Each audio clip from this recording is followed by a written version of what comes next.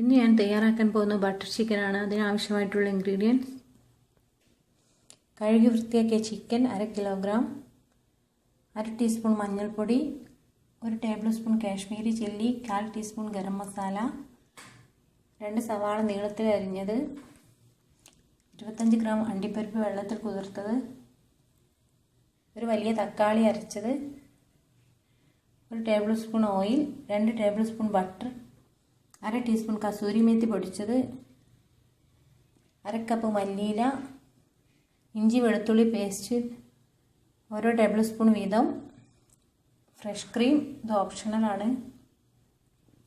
ഇനി നമുക്കിതെങ്ങനെ തയ്യാറാക്കാമെന്ന് നോക്കാം. ആദ്യം നമുക്കൊരു പാനിലേക്ക് ഓയിൽ ഒഴിച്ച് ചൂടാക്കാം.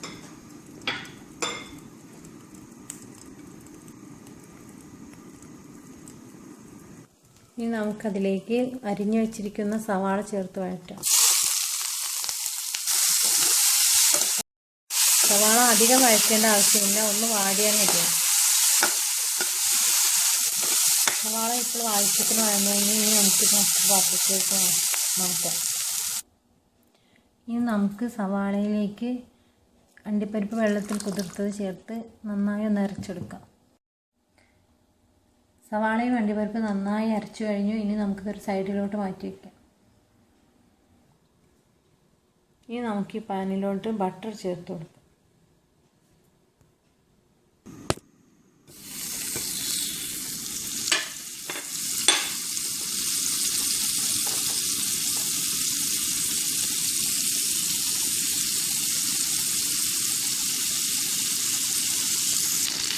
ബട്ടർ മെൽറ്റായി കഴിഞ്ഞ് നമുക്കിതിലേക്ക് ചിക്കൻ ചേർക്കാം.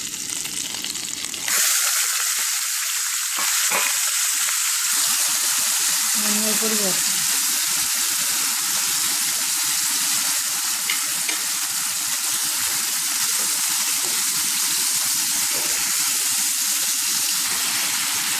നമുക്ക് ഈ ചിക്കൻ കഷ്ണങ്ങളിൽ നിന്നുള്ള വെള്ളമൊക്കെ വറ്റി ചെറുതായി മൂട്ടി തുടങ്ങുന്നത് വരെ ഒന്ന് വഴറ്റി കൊടുക്കാം.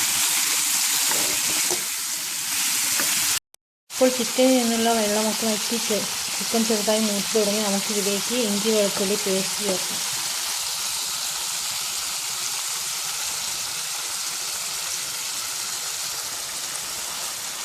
ഇതിൻ്റെ പച്ചപ്പിച്ച് മാറുന്ന വരെ ഒന്ന് വാങ്ങിച്ചു കൊടുക്കാം.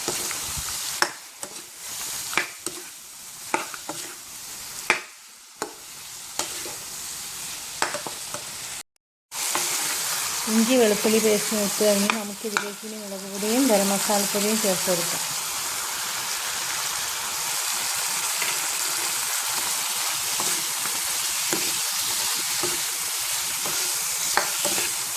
മുളക് പൊടി മൂത്ത് വന്നതിന് ശേഷം നമുക്കിതിലേക്ക് തക്കാളി അരച്ചത് ചേർക്കാം. മുളക് പൊടി ആവശ്യത്തിന് മൂത്ത് കഴിഞ്ഞ് നമുക്കിതിലേക്ക് തക്കാളി അരച്ചത് ചേർക്കാം.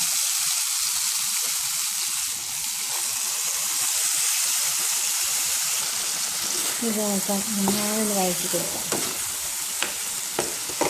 തക്കാളിയിൽ നിന്നുള്ള വെള്ളം വറ്റി എണ്ണ തെളിയുന്നത് വരെ നമുക്കിത് വഴറ്റി കൊടുക്കാം.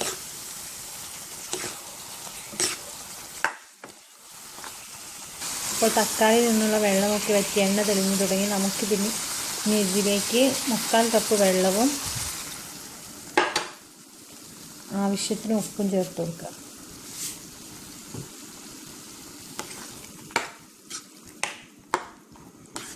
ഇനി നമുക്കിത് മൂടി വെച്ച് ചെറുതീയിൽ ചിക്കൻ വേവുന്നത് വരെ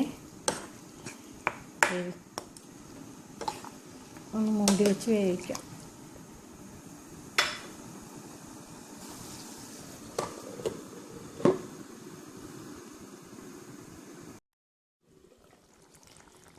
ചിക്കൻ ഇപ്പോൾ ആവശ്യത്തിന് വെന്ത് കഴിഞ്ഞ് നമുക്കിതിലേക്ക് സവാളയും അണ്ടിപ്പരിപ്പ് അരച്ചത് ചേർത്ത് കൊടുക്കാം.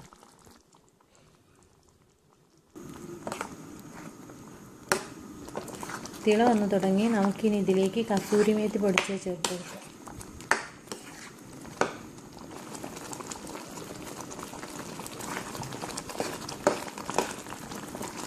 ഇനി നമുക്ക് തീ ഓഫ് ചെയ്യാം. ഇനി നമുക്കിതിലേക്ക് ഫ്രഷ് ക്രീം ചേർത്ത് കൊടുക്കാം.